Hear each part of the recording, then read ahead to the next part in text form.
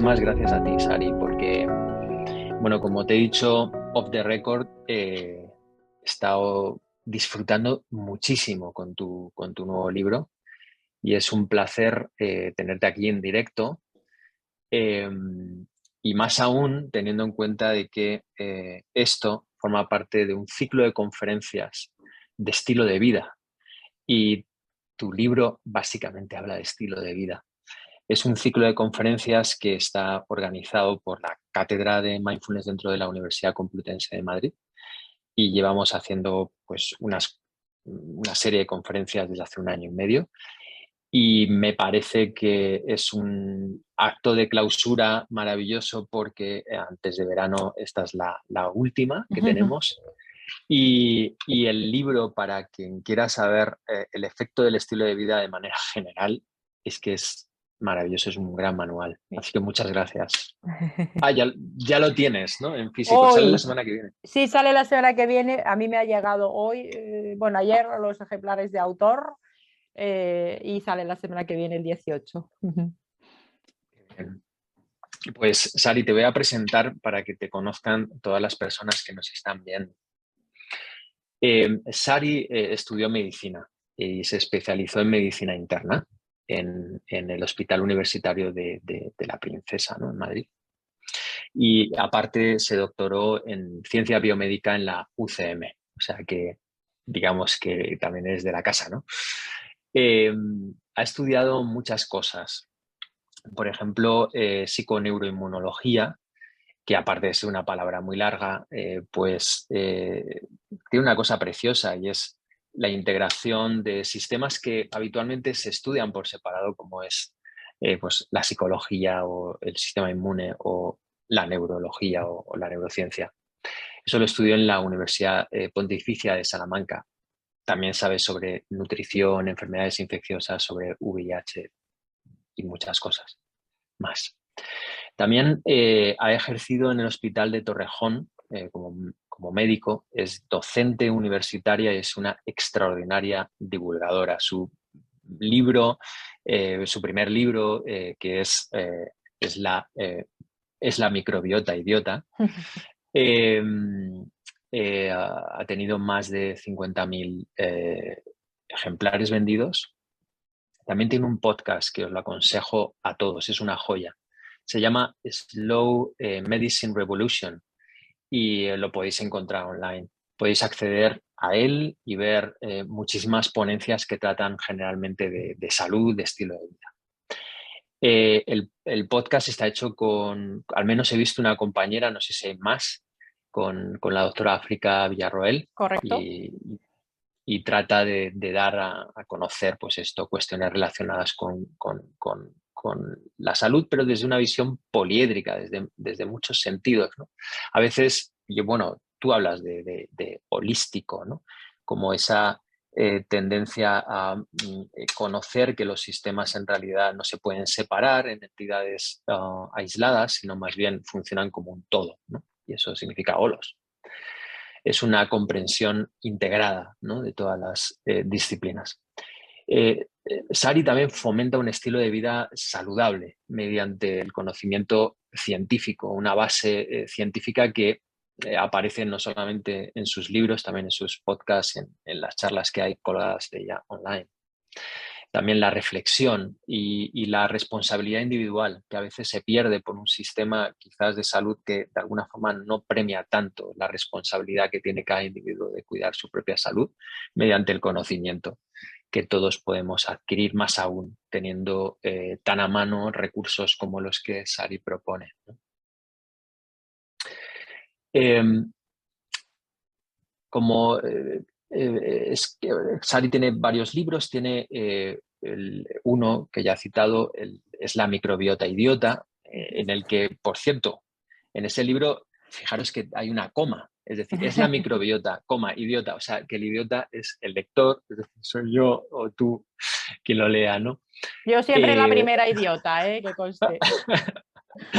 pero me parece interesante porque eh, me parece que es como dar un golpe en la mesa, ¿no? O algo así. Es decir, una llamada de atención. una exhortación a entender que el cuerpo es como una especie de ecosistema. O sea, para que os fijáis, hay 39 billones de bacterias más o menos en el cuerpo, 30 billones de células, más o menos el 50% de tu cuerpo, del oyente, es no humano.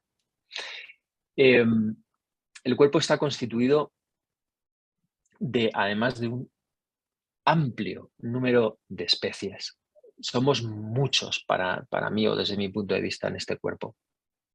Y me parece que hay una buena metáfora para entender esto. O sea, todos sabemos que las hojas mueren, o sea, bueno, se caen en otoño, a los animales también mueren en el suelo y todo este material biológico se recicla, pasa a formar parte del suelo. Y es debido a que en el suelo hay un ecosistema extraordinario de microorganismos, bacterias, arqueas, hongos y además están intercomunicados, algo extraordinario, ¿no? Animales como los ácaros, los nematodos, insectos, lombrices, todos ellos viviendo en un equilibrio, ¿no? Pues bien, tu digestión, el hecho de que puedas digerir, qué sé yo, una manzana, está causado por una población de bacterias que tienes en tu intestino que hace esa labor y por lo tanto tú puedes absorber esos micronutrientes, ¿no? Es tal la simbiosis que hemos generado con estos seres, ¿no? Es decir, es como si tuvieras un suelo en tu intestino, ¿no? Un suelo rico en otras especies. Hablando de bosques, hay un artículo publicado en Scientific Report hace relativamente poco, en el 2018, en el que los autores encontraron que a mayor diversidad de especies, mayor resiliencia tienen los ecosistemas. Esto se hizo en un bosque tropical, en el que se vieron zonas que tenían menos diversidad que otras. Y se pudo demostrar cómo las zonas con menos diversidad eran muchísimo más débiles a los cambios bruscos de temperatura o también por las lluvias. Es decir, que la diversidad genera resiliencia, ¿no? ¿Pasa igual en nuestro ecosistema con patas, Sari? Es decir, a mayor diversidad microbiana, mayor resiliencia.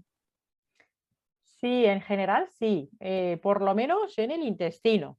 La microbiota es ese, pues ya lo sabe pues, mucha gente seguro que nos escucha, todo ese conjunto, como has dicho, de microorganismos que tenemos en el cuerpo.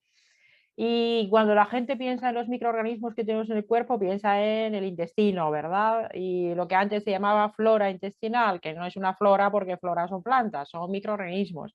Y aquí sí que a mayor diversidad microbiana, mayor resiliencia, mayor salud también. ¿Y qué pasa en las sociedades occidentales, las modernas, en estas sociedades que en mis libros yo comento que son las sociedades de Weir, las sociedades en inglés raras, ¿no? De occidentales, educadas, industrializadas, ricas y democráticas, supuestamente, que tenemos un estilo de vida que hace que perdamos diversidad microbiana fundamentalmente en el intestino. Y aquí sí que hay, y es importante tener diversidad, y como comemos poca diversidad de alimentos, tenemos poco contacto con la naturaleza y últimamente también poco contacto con otros seres humanos, tenemos poca diversidad. Pero es verdad que esto no es del todo así en todas las partes del cuerpo, porque, por ejemplo, en la vagina las mujeres no tienen que tener muchísima diversidad. Aquí tener mucha diversidad puede ser un problema. Lo que hay que tener es un ecosistema en equilibrio. Imagínate que pues, en España, en algunas zonas, por ejemplo, que plantaron, yo no soy súper experta de esto, plantaron muchos eucaliptos, ¿no? Pues imagínate que llega, por ejemplo, una especie invasora que no tiene que estar ahí, pues a lo mejor tienes una mayor diversidad en un principio, pero luego tendrás un problema. Y luego en la boca, por ejemplo, en la piel, tampoco es tan importante la diversidad, pero en el intestino sí, que es en lo que más piensa la gente cuando piensa en microbiota. En el intestino, efectivamente, a mayor diversidad, con un estilo de vida saludable, a mayor diversidad, mayor salud en general. Un ecosistema más diverso es más saludable. En el resto del cuerpo, pues depende ya de cada microbiota, depende de la piel, que sea la boca, que sea la zona vaginal, Aquí a lo mejor no en todas las zonas es tan importante, pero en intestino sí, sin duda, sin duda. Y hace un tiempo colaboramos con una profesora de la Universidad Europea, con Marla Rosa, y publicamos un par de artículos sobre microbiota. Yo participé en cuestiones más relacionadas con el análisis de datos, no soy experto en ese tema, ¿no? Pero me interesó muchísimo y leí bastante sobre el tema y me hice una pregunta en aquel momento y es, dada la complejidad que tienen los ecosistemas en general y en particular el ecosistema que tenemos dentro, con tantas especies que algunas tienen entre sí relaciones de comensalismo, otras de mutualismo, otras de X, ¿no? Otras son depredadoras de otras se alimentan de los restos que dejan otras, y como un bosque, ¿no? Me planteaba si la ecuación que tenemos todos en mente cuando consumimos, por ejemplo, un probiótico, que entendemos que es para mejorar nuestra microbiota y para, por ejemplo, aportarle más diversidad, es la ecuación, quiero decir, bueno, yo tomo esto y introduzco bacterias que son buenas para mi intestino. De la misma forma que tú antes has puesto el ejemplo de introducir una especie que aparentemente puede ser buena en un ecosistema, puede fastidiar el ecosistema. ¿Puede pasar esto con los probióticos? Afortunadamente, con los que hay comercializados en general no, porque, claro, bien seleccionados. Los probióticos hay de muchísimos tipos, son esos microorganismos vivos que pueden darnos beneficios para la salud. Y ojo que también se pueden utilizar en animales, y sobre esto los veterinarios, que muchas veces se obvia mucho la salud animal, y realmente la salud animal también es importante en ese concepto de One Health, de una sola salud, de salud planetaria, de salud animal. Pues los animales también pueden tomar probióticos. En los seres humanos, cuando tomamos probióticos, si son de derivación humana, esto quiere decir que están adaptados al intestino humano, no nos van a dar en general un problema de ecosistema, porque realmente hay muy pocos géneros y muy pocas especies de probióticos que vamos a introducir. Ahora bien, esto con los probióticos clásicos que a todo el mundo quizá le suenen, bifidobacterias y lactobacillus. En general no van a darnos problemas y de hecho van a equilibrar el ecosistema más. Son bacterias beneficiosas, bacterias comensales. Pero es verdad que ahora, como este campo de la microbioterapia, este campo de los productos bioterapéuticos vivos, que es como se llama la utilización de microorganismos vivos para mejorar la salud, se están investigando microorganismos que no son probióticos clásicos, que se están aislando de intestinos humanos, pero que no estaban presentes, por ejemplo, en alimentos, como pueda estarlo en una bifidobacteria o en lactobacillus, y son bacterias de nueva generación como probióticos, como la Akkermansia, que es una bacteria que se está investigando para longevidad y obesidad, Fecalibacterium prausnitzii, que también se está investigando para ciertas patologías, por ejemplo, neurodegenerativas, y otras muchas que se cogen de intestinos humanos y luego se procesan y se acaban dando como probióticos. Con estos todavía no tenemos tantos estudios de seguridad porque son muy nuevos y todavía no están ni siquiera comercializados, salvo la Akkermansia en Estados Unidos. Y con estos todavía hay algunas dudas de si de verdad todos estos nuevos los vamos a poder utilizar para todas las personas de la misma manera, ¿no? Y por eso están tardando tanto también en salir al mercado. Y sí que hay otra cosa, y es que a lo mejor a las personas que nos están viendo y escuchando les suenan los trasplantes de microbiota fecal. No sé si le suena a todo el mundo. ¿Puedes Bueno, explicarlo un poquito? sí, consiste en que coges las heces de una persona supuestamente sana, procesas esas heces, las encapsulas y se las pones a una persona que tiene una enfermedad X. Claro, cuando tú coges todas las heces, estás cogiendo un ecosistema entero, todas las bacterias, todos los virus, los hongos, y se lo estás introduciendo. ¿Y sabes qué pasa? Que sabemos cosas sobre microbiota, pero desconocemos muchísimo. Y si tú analizas una microbiota intestinal con test de estudios metagenómicos, o sea, el genoma de todos los microorganismos que hay ahí, puede ser que la mitad del material genético pertenece a microorganismos que no sabemos lo que son. Y aquí sí que imagínate, si tú metes un probiótico determinado, sabes el efecto que tiene, con los nuevos probióticos no sabes bien el efecto que van a tener, pero tú imagínate que trasplantas una microbiota entera. a otra persona, de un supuesto Ya. donante sano.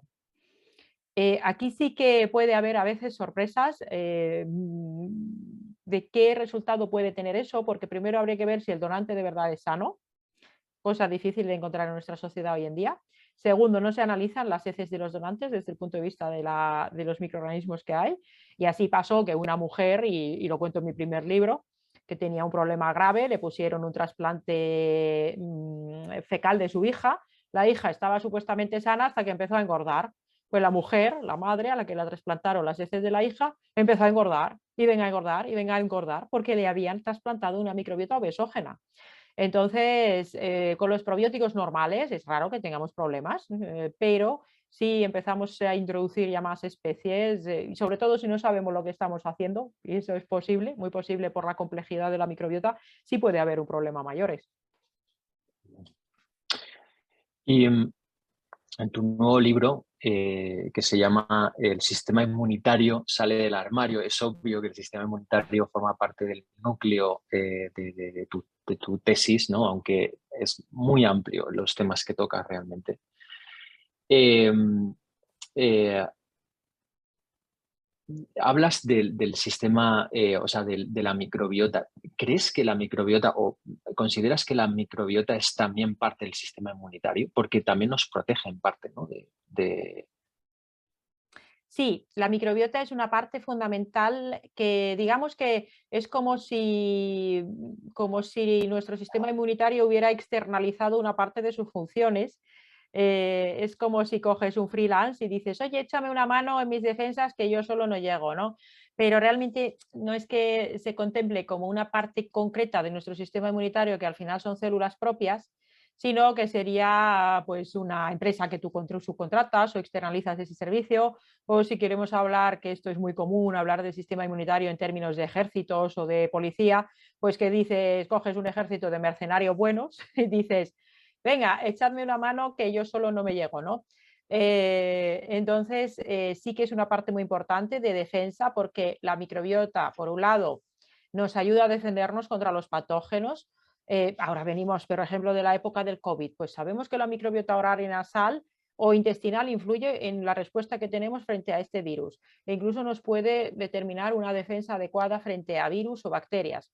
Y por otro lado, la microbiota también modula el sistema inmunitario, le enseña qué cosas son buenas, qué cosas son malas, siempre entre comillas, lógicamente, y puede hacer que el sistema inmunitario esté en un estado de vigilancia tranquila, antiinflamatorio, no hay problemas, la microbiota está bien, será que no hay problemas grandes en las barreras, en la boca, en el intestino, o puede ser que si la microbiota está desequilibrada, que los mercenarios se han vuelto chungos y quieren arrasar con todo, le están diciendo al sistema inmunitario, oye, aquí están pasando cosas, estamos alborotados y te la vamos a liar parda. Y entonces, ¿qué pasa? Que el sistema inmunitario, en vez de estar en un estado de vigilancia tranquila, se inflama, se pone en alerta y empieza a provocar problemas en prácticamente cualquier sitio del organismo. Entonces, tiene una estrecha correlación la microbiota con el sistema inmunitario, pero yo diría más bien que son servicios externalizados.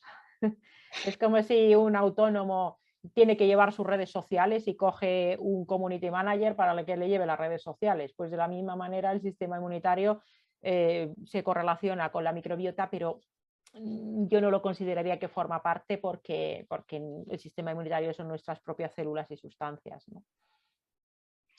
Eh, Has tocado un tema que me parece muy central en el libro, y es el tema del desequilibrio crónico producido por una inflamación de baja intensidad, pero que es crónica, ¿no?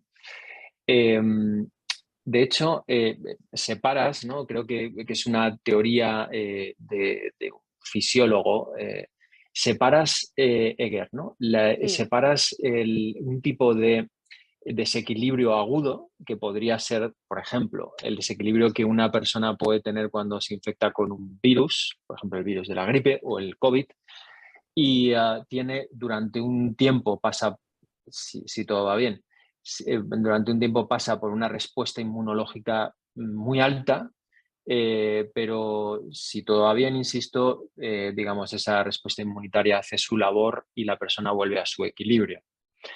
en contraposición a un equilibrio diferente que es más crónico, alargado en el tiempo, de baja intensidad, que según el núcleo, la tesis de tu libro, formaría parte de lo que verdaderamente constituye un problema de salud en nuestra sociedad, que son enfermedades derivadas de ahí, ¿no?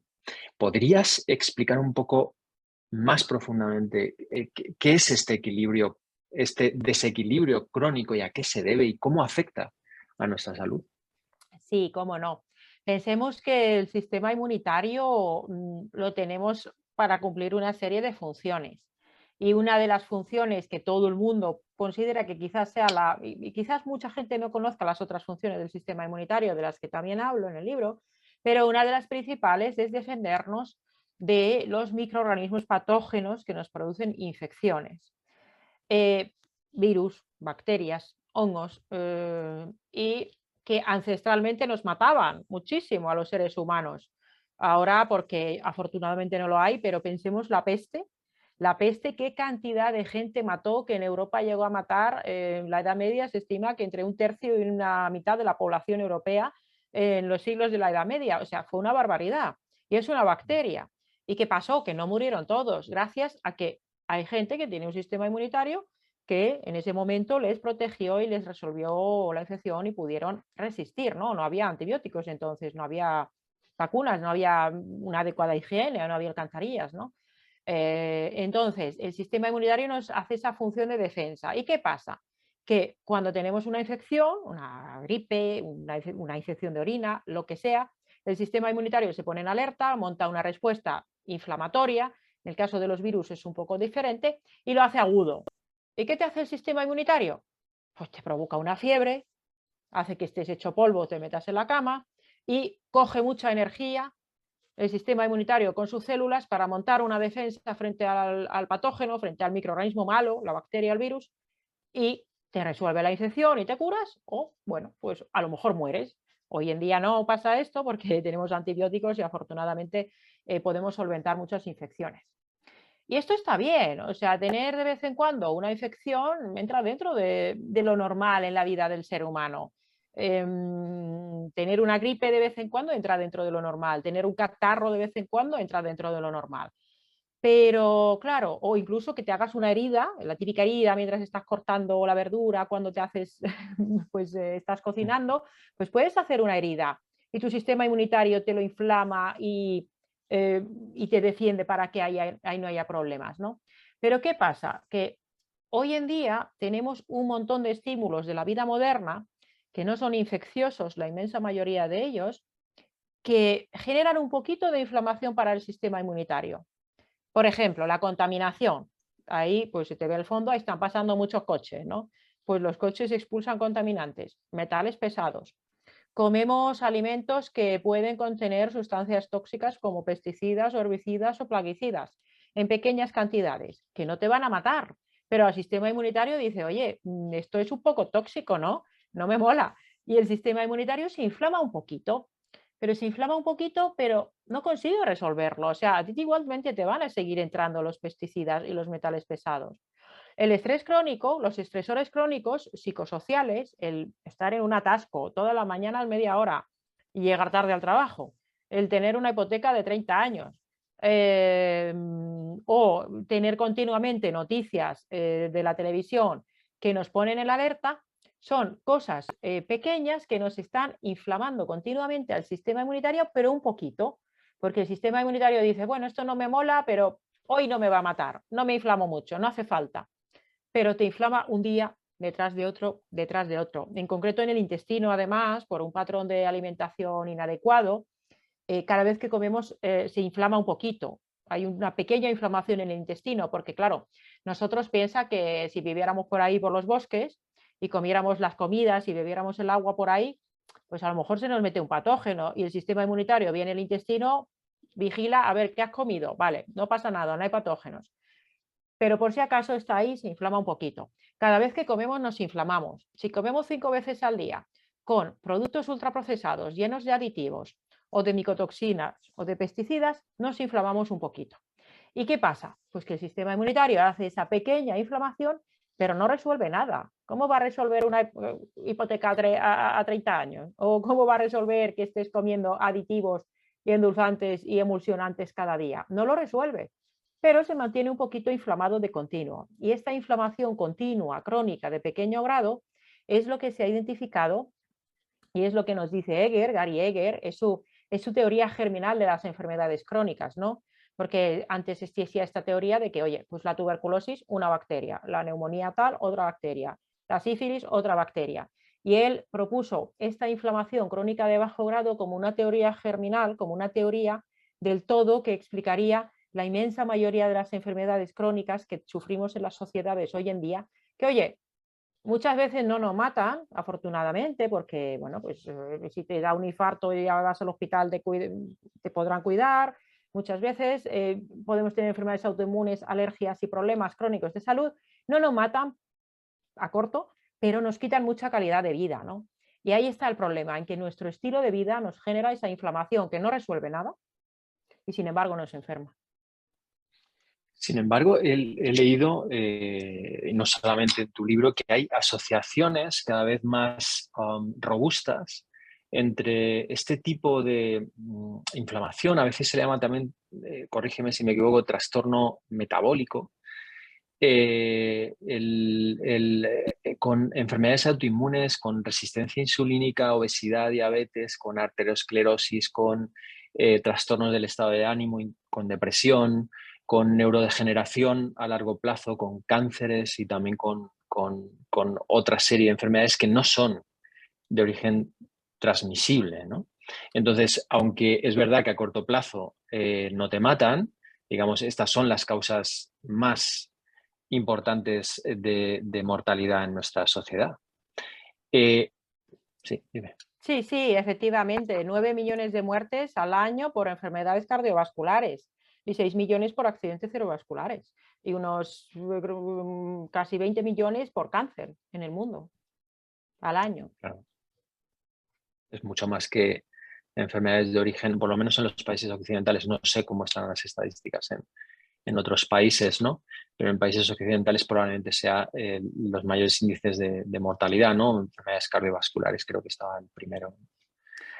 Sí, Sí, ¿no? efectivamente, pues todas estas enfermedades que comentas, lo que sucede es que, ¿por qué pasa esto? Es verdad que, porque ¿te acuerdas cuando se descubrió el genoma, cuando se secuenció el genoma humano y nos dijeron, bueno, ahora que conocemos los genes humanos, ya podremos curar todas las enfermedades y evitarlas a todas porque todo es genético y si resolvemos los problemas genéticos solucionamos las enfermedades? Han pasado algunas décadas de eso y no ha sido así, No. por desgracia, ojalá. Sin embargo, todas estas patologías pueden tener un sustrato de predisposición genética. Pero ¿qué pasa? Y esta frase la repito muchas veces en los libros o cuando doy charlas, tenemos una predisposición genética que es como una pistola cargada que se dispara por nuestro estilo de vida. Entonces, una persona tendrá una predisposición genética a una enfermedad autoinmune o a la obesidad o a la diabetes. Luego tendrá esa disbiosis, sobre todo a nivel intestinal o en la boca, con un aumento de la permeabilidad de las barreras, es decir, la barrera de defensa para que no entren cosas extrañas del exterior está abierta, pasarán esas bacterias malas de la microbiota al interior y eso genera esa situación de endotoxemia que comentabas, endotoxemia metabólica también la llaman, junto a la inflamación crónica de bajo grado. Y además esos factores del estilo de vida que nos provocan la disbiosis y nos provocan la apertura de la barrera provocan también la inflamación. Entonces, ¿qué tiene una persona que enferma? Tiene una predisposición genética a X enfermedades, porque no hace un lupus quien quiere, hace un lupus quien tiene la predisposición genética, porque ha heredado esos genes. Tiene un problema de microbiota, tiene una endotoxemia metabólica, tiene daños que están haciendo en nuestras propias células nuestro estilo de vida. Cuando todo eso se suma en conjunto, se generan estas patologías crónicas que comentas. Todas, pues prácticamente todas. Has comentado enfermedades autoinmunes. Sabemos que hay una predisposición genética, una disbiosis y una permeabilidad de barreras y los factores del estilo de vida. En España, más del 50% de la población tiene sobrepeso u obesidad. Aquí hay una resistencia a la insulina y es totalmente del estilo de vida también, asociado, por supuesto, a que si tienes una mayor predisposición genética estarás peor. Los trastornos del estado de ánimo. Estamos en una crisis de salud mental. Ya había una crisis de salud mental antes de todo lo que ha sucedido en el último par de años. Pero en esta crisis de salud mental hay ya mucha evidencia que nos dice que, y esto lo dice Maletic desde hace años, o Charles Ranson, un neurocientífico, psicólogo, psiquiatra, creo que psiquiatra de Estados Unidos, que la depresión hay muchas veces una inflamación. Dice, si es una inflamación, ¿de dónde viene la inflamación? Hay neuroinflamación en el cerebro, pero también suele haber problemas de microbiota, por esa comunicación doble entre el intestino y el cerebro, ¿no? Entonces, ¿qué sucede? Que todos estos problemas que vienen derivados de, sí, hay una predisposición genética, pero si tú tienes un estilo de vida adecuado y un entorno adecuado, puede ser que nunca llegues a expresar esos genes de enfermedad y que nunca enfermes. Pero por otro lado, tiene unas implicaciones en tratamiento fundamentales. Y es que tenemos una visión farmacocentrista de la medicina donde, bueno, si tienes una enfermedad X o un hallazgo analítico Y, yo qué sé, colesterol alto, te dicen, tómate esta pastilla. Pero no se va a las causas de las patologías, no se va a esos hábitos y ese estilo de vida que nos enferma. No se hace suficiente hincapié. Y la mayoría de los hábitos saludables que de verdad ayudan a prevenir patologías o incluso a tratarlas para... No me gusta hablar de curación porque curar una enfermedad crónica es complicado. Me gusta más hablar podríamos hablar de sanación o de reversión de las patologías o de control de las patologías. Se puede llegar incluso a la diabetes tipo 2 a revertirla con estilo de vida adecuado y llegar a quitar insulina y llegar a quitar fármacos, pero no se va a poder hacer con pastillas. Ahí está para mí uno de los grandes errores de la medicina del siglo XXI, que tiene cosas muy buenas, buenísimas, y salva muchas vidas, yo no digo que no, pero para estas patologías crónicas tiene un fallo fundamental y es no incidir en el estilo de vida incorporando en la sanidad pública profesionales que enseñen a la gente de verdad a hacer un estilo de vida saludable. Porque si tú tienes mucho dinero, puedes irte a un nutricionista, coger un entrenador personal, tratarte la microbiota, ir a un psicólogo y seguro que tendrás mejor salud. Pero si no tienes tanto a lo mejor y necesitas un nutricionista y no te lo puedes pagar, pues te lo tendría que dar la sanidad pública. Y no los hay nutricionistas en la sanidad pública. Si tú tienes un problema de salud mental, probablemente, bueno, si tienes una depresión mayor, quizá necesites un antidepresivo, pero necesitas sí o sí un psicólogo. Y a día de hoy tienes una lista de espera, y un nutricionista también, ojo, tienes una lista de espera de 1 año para el psicólogo de la sanidad pública, ¿no? Entonces, es urgente que el estilo de vida se ponga como prioritario para que la gente de verdad tenga estilos de vida saludables en prevención y en tratamiento. Y cosa que no se está haciendo. Y el médico debería ser el último profesional sanitario muchas veces que visitan las personas, cuando ya no queda otro remedio. Y antes deberían estar todas estas otras personas, no todos estos otros profesionales. Pero pienso que hay, bueno, no soy yo soy médico, yo soy divulgadora, no me gusta meterme mucho en política, pero hay una clara falta de voluntad política en esto, ¿no? Mira, hay un ministro que citas en tu libro, no sé cómo se pronuncia realmente en francés, Lalonde, es Mm. canadiense, que hizo un estudio muy interesante ya en los años 70 acerca de las causas de la disminución de salud en la población. Y él la clasificó en 4 áreas, ¿no?, muy grandes. El estilo de vida, por un lado, la biología humana, ¿no?, incluida la genética, predisposiciones, etcétera. Medio ambiente, es decir, pues, tóxicos, lo que has hablado antes también. Probablemente problemas asociados al cambio climático también empezaremos a ver o estamos viendo ya. Y otra que es el sistema de asistencia, es decir, países que a lo mejor tienen un sistema asistencial deficiente versus otros que tienen un sistema de salud adecuado.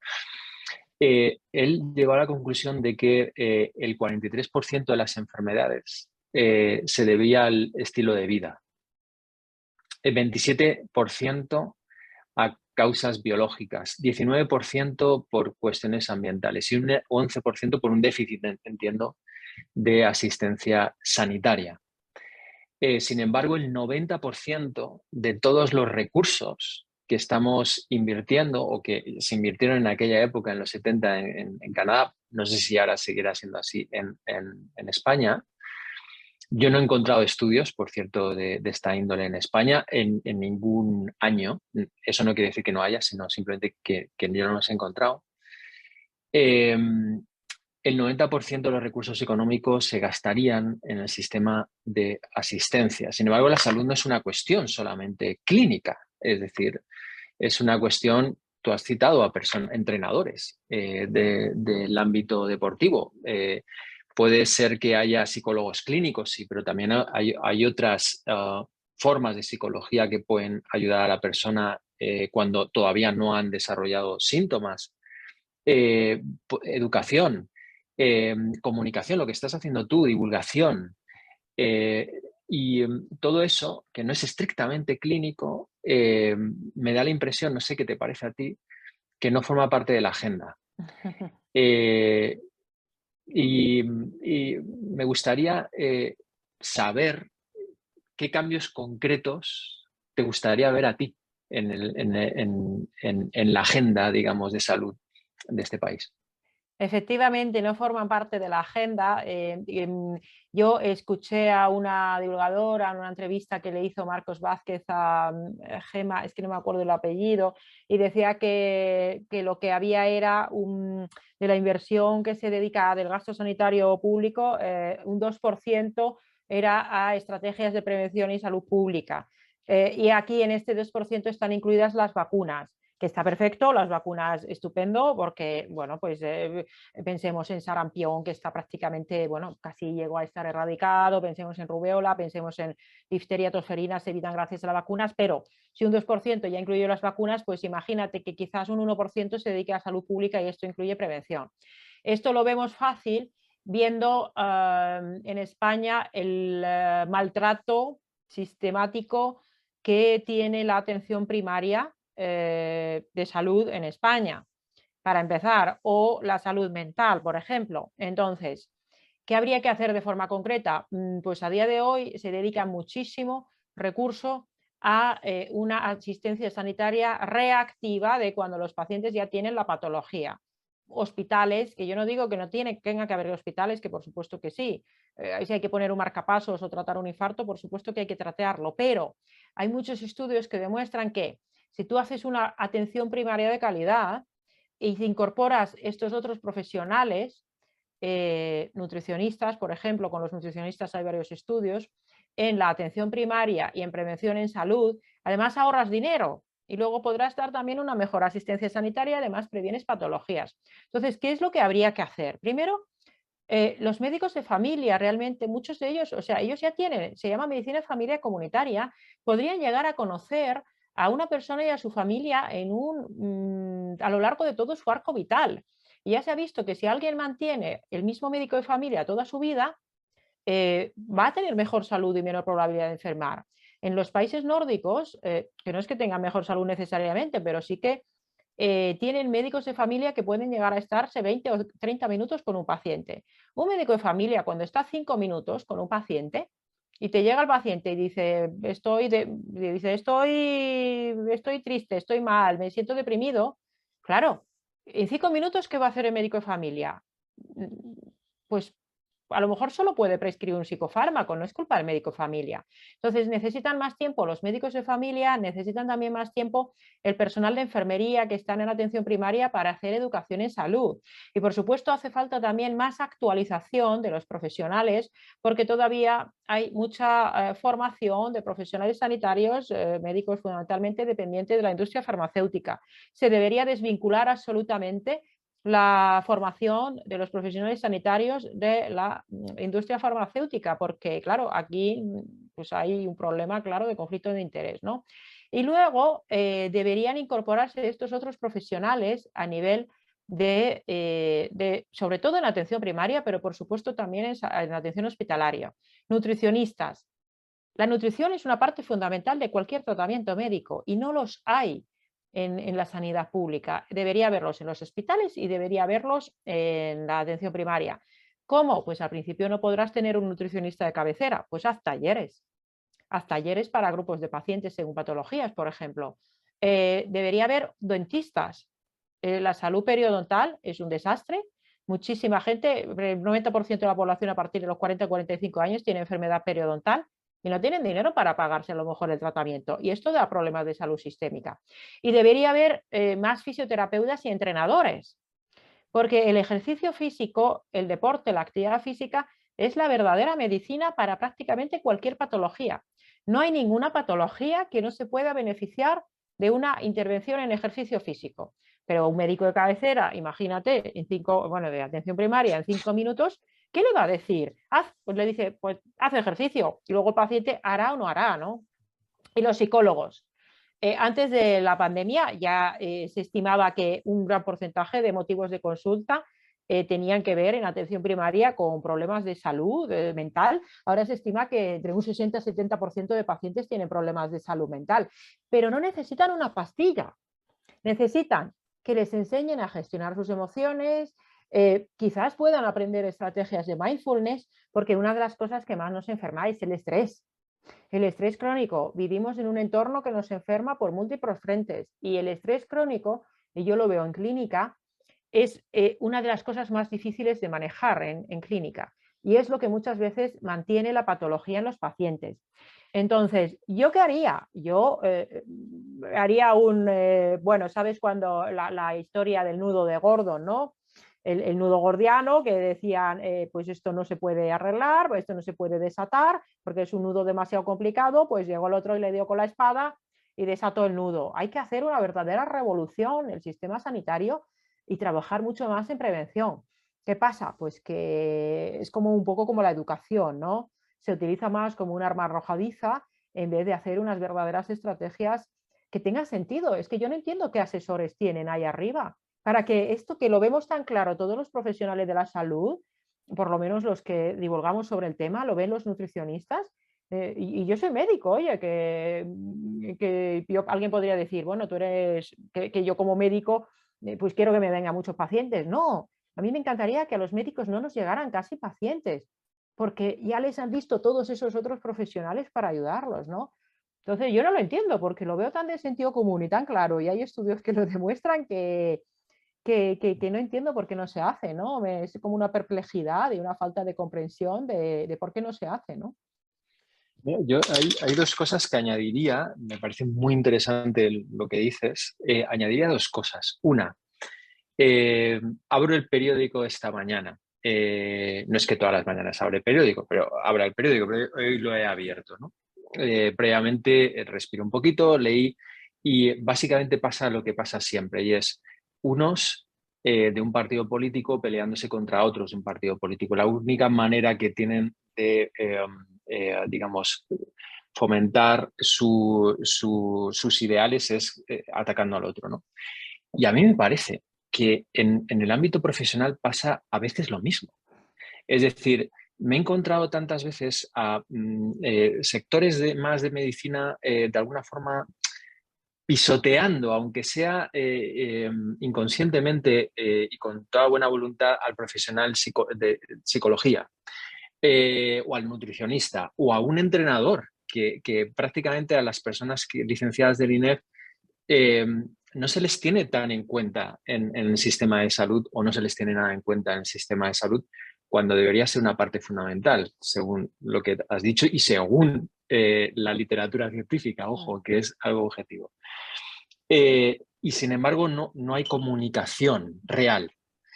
Me planteo, tu labor me parece fundamental. Tú ahora estás ejerciendo de médico a través de la palabra y me parece que es una herramienta muy poderosa porque al final la influencia que puedes tener es muy grande si solamente esas 50.000 personas que han leído tu libro cambian ciertos hábitos, ¿no? Es decir, estás ahorrando casos a lo mejor, no en los 50.000, pero a lo mejor un 2-3%, pero eso ya es mucho. Bien, imagínate que esa divulgación se hace específicamente con programas a educadores, a personas que están con niños y que pueden educarles también en algo tan sencillo como el arte de vivir incorporar cuestiones relacionadas con la actividad física, no solamente una hora o sea, una hora al día durante 2 días a la semana, como se hace ahora, sino todos los días como parte del currículum, ¿no? O, por ejemplo, al profesional de psicología, que a lo mejor obviamente sabe mucho de cuestiones clínicas o lo que haya estudiado y cómo tratar a un paciente desde el punto de vista psicológico, pero a lo mejor no sabe tanto de cómo, con ciertos patrones de su alimentación, puede tener en su paciente un efecto combinado, no solamente por su tratamiento, sino por... Entonces, me parece que esa unión entre disciplinas falta. Y creo que pasa lo mismo que pasa en la política, que es porque hay una especie de confrontación absurda. ¿Qué te parece? Sí, pues estoy totalmente de acuerdo. Aquí pensemos que al final, bueno, puede haber problemas de egos, puede haber problemas de muchas veces de falta de reconocimiento de las limitaciones propias y de la falta de reconocimiento de la importancia del trabajo en equipo. Yo estoy en el hospital, yo siempre he trabajado en el ámbito hospitalario, ¿no? Y yo esto lo veía mucho con las compañeras enfermeras. Y digo compañeras enfermeras porque al final es con las profesionales sanitarias con las que, aparte de con otros médicos, es con las que más he trabajado. Luego es verdad que a nivel personal tengo muchos compañeros y amigos fisioterapeutas que, bueno, son quizás también de los profesionales sanitarios de mente más abierta y que más se actualizan, ¿no? Y bueno, por lo menos los que yo conozco, que tengo la suerte de tener precisamente los de amigos, los de más mente abierta. Y es verdad que hay muchas veces todavía esa percepción de que la enfermera es, bueno, pues a veces la llaman, o sea, una falta de respeto muchas veces por parte de tanto de los propios pacientes, que hay quien los llama usuarios, un término que me espanta, ¿no? O de la sociedad, de los familiares de los pacientes que las tratan pues como si fueran medio, pues la chica, la niña, oye, tu maja. Cuando las enfermeras son las profesionales sanitarias que más en contacto están muchas veces, sobre todo en el ámbito hospitalario, con los pacientes. Y el trabajo en equipo entre médico y enfermera, por ejemplo, es fundamental. Y ellas conocen muy bien muchas cosas de los pacientes y yo hacía cosas que yo no sabía hacer. Y yo siempre tenía esa relación como de trabajo en equipo y siempre a mis estudiantes les decía a los residentes, esto es un trabajo en equipo y tú por ser médico no eres más importante. La enfermera, olvídate, si eres médico, pero no eres la enfermera, te come los mocos, no tiene mucho que hacer, ¿no? Y son muy importantes ellas, pero luego son importantes los y las nutricionistas, como dices. Y claro, es que hay que trabajar en equipo. El médico no tiene que ponerse a hacer dietas. No estudian nutrición en la carrera, salvo que lo estudien luego. Pues es que a lo mejor lo que tienes que tener es un nutricionista a quien derivar. Igual que el nutricionista, pues también tendrá que derivar al médico. Y los entrenadores también son fundamentales. Entonces, primero, claro, cada uno tendríamos que tener, y yo es que como soy muy consciente siempre de que sabré algunas cosas, pocas cosas, de algunas pocas cosas, pero hay tanto, tanto, tanto que no sé y que está fuera de mi ámbito de conocimiento, que yo no puedo ayudar a todo el mundo en todas las cosas. Entonces, primero hay que ser muy consciente de las propias limitaciones y de ser consciente de que tienes que trabajar en equipo. Y por eso la atención sanitaria, sea en prevención o en tratamiento, ¿qué pasa? Que hoy en día pivota centrado en la tecnología, centrado en los fármacos y centrado muchas veces en la figura del médico. Y eso es un error. Se debe centrar en el paciente o en la sociedad o en los niños, como dices. ¿Qué necesidades tienen? ¿Qué podemos hacer en equipo por estas personas para que de verdad mejoren en su salud? Pero claro, implica un cambio de paradigma, implica un cambio muchas veces de relaciones jerárquicas e implica un cambio muchas veces de actitudes propias dentro de la profesión.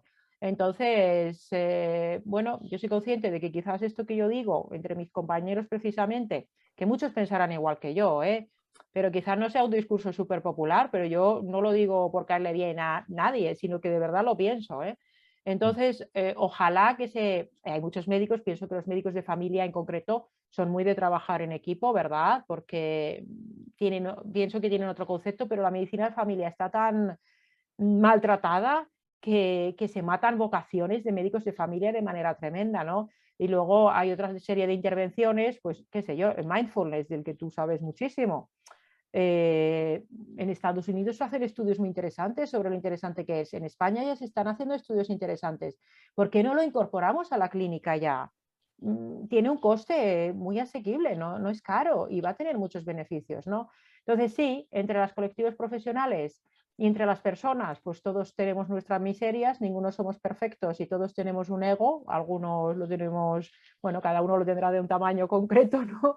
Y luchar contra eso puede ser complicado, pero bueno, yo quiero ser optimista, yo prefiero siempre divulgar en positivo. Hay cada vez más profesionales que pensamos así y que queremos hacer un cambio. ¿Qué es un cambio muy lento? Pues por eso nuestro podcast se llama Slow Medicine Revolution, porque hay que ir a una medicina más lenta y hay que hacer esa revolución y conseguir cambios desde la base. Y pienso que la población y los pacientes exigiendo esos cambios son un motor de cambio muy potente también, ¿no? Pero bueno, también es verdad que vivimos en una sociedad complicada que nos enferma y a veces me da la impresión de que parece que estas propuestas del estilo de vida son para algunos privilegiados y eso es lo que me da más pena, ¿no? Que los determinantes socioeconómicos, cuando una persona, cuando un niño pues nace en un ambiente desfavorecido, pues ya va a tener peor salud, por desgracia, porque a lo mejor no tiene ese acceso, ¿no? Me planteo ahora, y dado que el público de Niracara hay muchas personas que se dedican al ámbito de la salud mental desde muchas perspectivas, ¿no? Me pregunto, aparte de las terapias pues, cognitivo-conductual o mindfulness o lo que fuera que puedan estar aplicando, desde tu conocimiento más bien basado en fisiología y en el estilo de vida, cómo afecta a la fisiología y en particular a la salud mental, ¿qué nos podrías decir? ¿Qué podría utilizar el profesional de salud mental o la persona que nos está oyendo y quiere vivir mejor mentalmente con cambios, digamos, concretos en su estilo de vida, alimentación, ejercicio físico, etcétera? ¿Qué podrías decir? Sí, el salud mental, desde luego, es fundamental el estilo de vida, la alimentación, por esa relación entre el intestino y el cerebro también, y por esa inflamación que comentábamos que puede dar neuroinflamación y eso te genera falta de energía, que eso le pasa a mucha gente, le genera problemas de niebla mental, problemas de memoria, problemas de concentración y al final problemas de estado de ánimo. Y al revés, los problemas de estado de ánimo, el estrés crónico, la falta de descanso también te impactan de forma negativa en la microbiota o en la salud intestinal. Entonces, cosas concretas que a mí siempre cuando hablo de esto digo, pues esto lo tiene que saber todo el mundo, ¿no? Porque es como muy de perogrullo y me parece, no sé, increíble que no esté más implantado. Pues la alimentación desde luego es básica, ¿no? ¿En qué sentido? Para los adultos sobre todo mucha gente come demasiado y esto es así. Demasiada cantidad, demasiada energía, demasiadas veces al día mucha gente comiendo menos y mejorando mucho la calidad de los nutrientes, con una base importante de verdura, esa dieta pesco-mediterránea, pues con una base importante, digo, de verdura, algo de fruta, frutos secos, ese aceite de oliva que aquí es magnífico, y que la proteína animal, si se come proteína animal, fundamentalmente proceda de productos acuáticos, es decir, marisco, pescado, etcétera, para tener esos omega 3, como en la alimentación sería fundamental y los ultraprocesados, que en España se consumen entre el 25 y el 37% de lo que se come, son ultraprocesados. No es comida, eso es tóxico para nuestra microbiota. Que un día te vas a una fiesta y te quieres comer un trozo de tarta, bueno, vale, pero la gente come ultraprocesados todos los días y eso es muy dañino y nos enferma. Y fíjate qué curioso que cuando una persona quiere empezar a cuidarse y, por ejemplo, empieza a desayunar huevos y aguacate, le dicen, wow, te vas a morir, te va a dar un no sé qué. Y luego, en cambio, alguien come galletas y leche desnatada y un producto de cacao con azúcar todos los días, nadie le dice nada. Cuando alguien empieza a hacer un ayuno intermitente porque no necesita comer tantas veces al día, con comer, yo por ejemplo, a ver, no soy ejemplo de nada, pero yo suelo comer 2 veces al día. Oh, pero ¿cómo puedes? ¿Cómo puedes hacer nada con tanto ayuno nocturno? Y parece que estás haciendo algo raro, sin embargo, a nadie le dicen nada ni a nadie le dicen que, oye, para comer 5 veces al día pizzas y ultraprocesados a todas horas necesitas supervisión médica porque vas a enfermar. Pero sin embargo, cuando vas a comer comida real, sin ultraprocesados, con ayuno intermitente, oye, pide asistencia profesional, que es que esto es muy raro, ¿no? Entonces, eso para empezar. Y luego la otra cosa, sin duda, la actividad física. El ejercicio físico idealmente en ambientes naturales. Y tener contacto con la naturaleza, porque esto tiene estudios científicos, si tú tienes áreas verdes lejos vas a enfermar más. Y tener contacto incluso con la tierra descalzo si puede ser, esto es una técnica que se llama grounding. Earthing, porque ahora le ponen nombre a todo, vamos, pasear descalzo en la hierba se tiene que llamar, tiene que tener un nombre chulo porque si no parece que no mola, ¿no? Y luego Bueno, de hecho hablaste, perdona que te corte, sí, hablaste de una bacteria que está en la tierra, ¿no? sí. Hablaste, quiero decir, porque hemos hablado ya algunas veces, eh, que está relacionada con la depresión.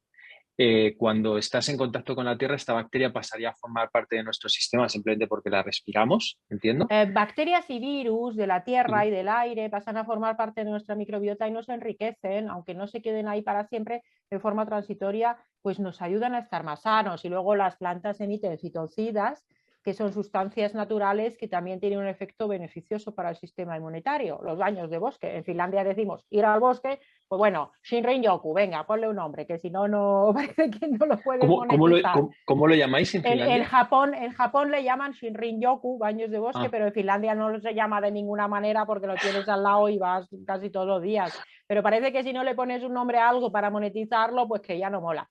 Y hoy en día lo que enferma mucho es nuestra relación abusiva y adictiva con la tecnología. Y yo reconozco que tengo una ambivalencia porque yo divulgo por redes sociales.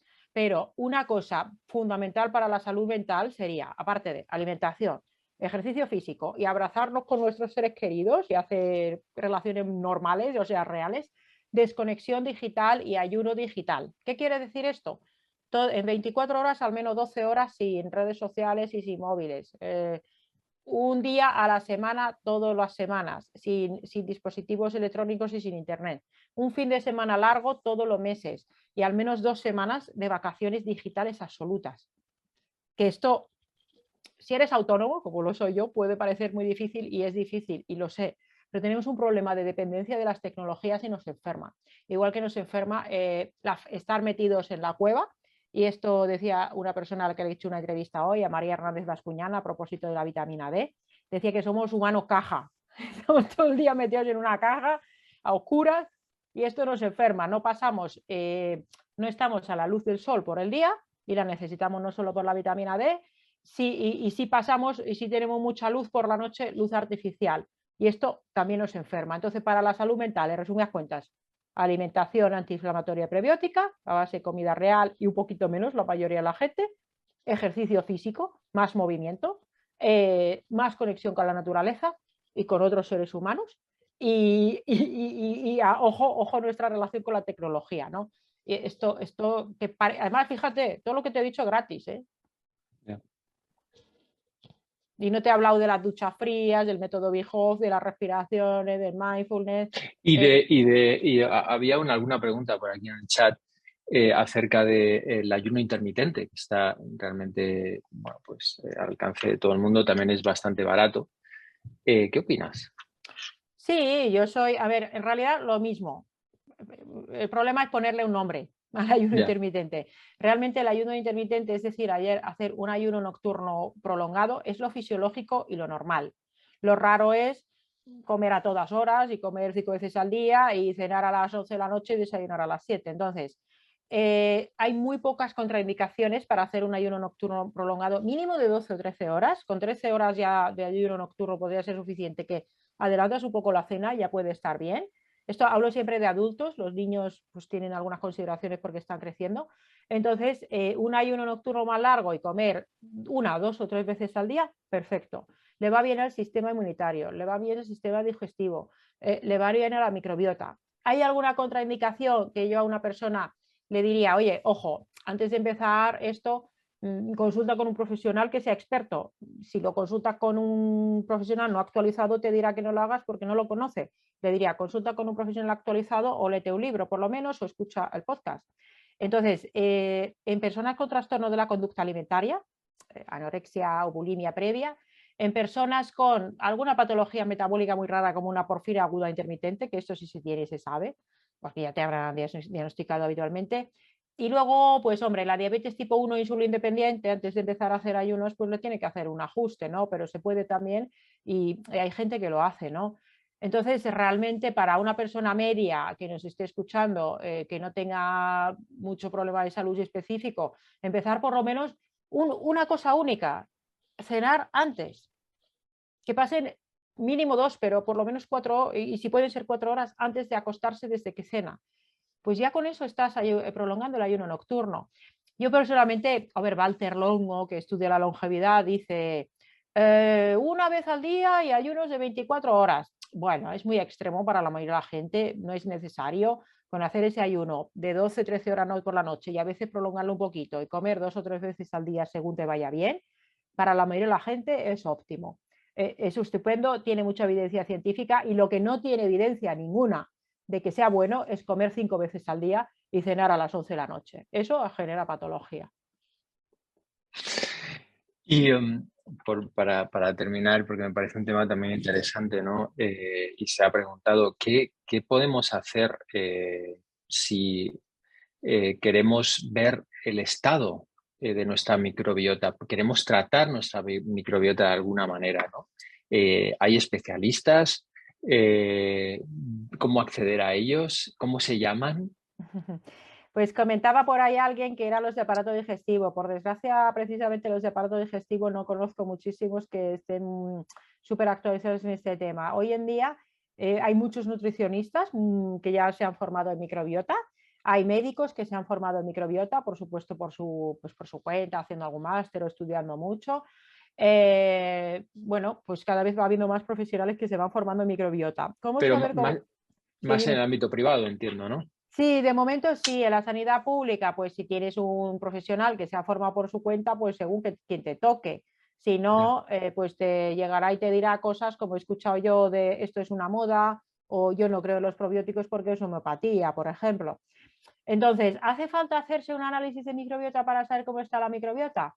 Yo personalmente considero que muchas veces no es necesario porque tienen un coste que no es, o sea, pueden costar entre 200 y hasta 800 euros un estudio de microbiota fecal. Eh, es cambiante, entre que te lo pides y que te llega puede pasar varias semanas. Primero hay que diagnosticar otras cosas, como descartar una celiaquía, descartar problemas de tiroides, ver cómo está el estilo de vida, que no haya parásitos, tratar todo eso si lo hubiera. Y si con todo eso que has hecho ya en un momento determinado, pues te sobra el dinero y quieres ver cómo está la microbiota, bueno, te lo puedes analizar, pero yo no empezaría nunca con esto por un paciente. Y hay pacientes que me han venido con su análisis hecho. La mayoría de veces no me sirve porque ya tiene 3 meses o porque tiene un parásito y si lo trato ya no me sirve. Yo no le diría a nadie, hace un análisis de y bueno, los que tengan un laboratorio de análisis de microbiota me dirán, cállate, pero es que hay otras cosas en las que te puedes gastar el dinero. Mejor en un profesional actualizado, vete a un nutricionista o un médico actualizado en esto y si te dice que te lo hagas, pues bueno, pero por tu cuenta no. Y diré que yo nunca me he hecho uno, ¿eh? Yo nunca me he hecho un análisis de microbiota porque cambia y puedo cuidarme la microbiota sin hacerme un análisis. En investigación, muy interesante, tiene todo el papel, pero por ejemplo en sanidad pública yo no introduciría los análisis de microbiota de forma extensa. Piensa en el coste que tiene. Introduce primero nutricionistas antes que análisis de microbiota, ¿no? Claro, dice que hay un microbiotacentrismo. La microbiota es importante, es verdad, pero no nos volvamos locos. La microbiota Ya. se cuida con cosas que son las que hemos comentado. Entonces, dedícate a, a comer sano, a buscar un profesional, si hace falta tomar probióticos, pues me parece muy bien, pero hacerte un análisis pensando que con eso vas a encontrar la bala mágica, que sin esfuerzo te va a curar mágicamente, pues no, yo no soy nada partidaria de que los análisis se hagan así al tuntún y además son caros, ¿eh? O sea, y a mí no me gusta hacerle a la gente gastarse el dinero cuando la utilidad real no está tan clara todavía, ¿no? Claro. No, y además es muy variable, como bien dices, ¿no? Y, o sea, nosotros, por ejemplo, uno de los estudios analizábamos la microbiota justamente después de hacer ejercicio físico de alto impacto, es decir, tan solo haciendo ejercicio físico durante una hora de alto impacto cambia la microbiota, ¿no? O sea Claro, que, claro. obviamente, sí. Pues, Sari, me quedo con las ganas de seguir hablando. Como te dije antes, Off the Records, el haber leído tu libro, o sea, me ha encantado. Y ojalá pudiéramos haber tenido más tiempo para investigar sobre el sistema inmunitario, ¿no? Bueno, a las personas que nos estáis escuchando, os doy las gracias por estar aquí.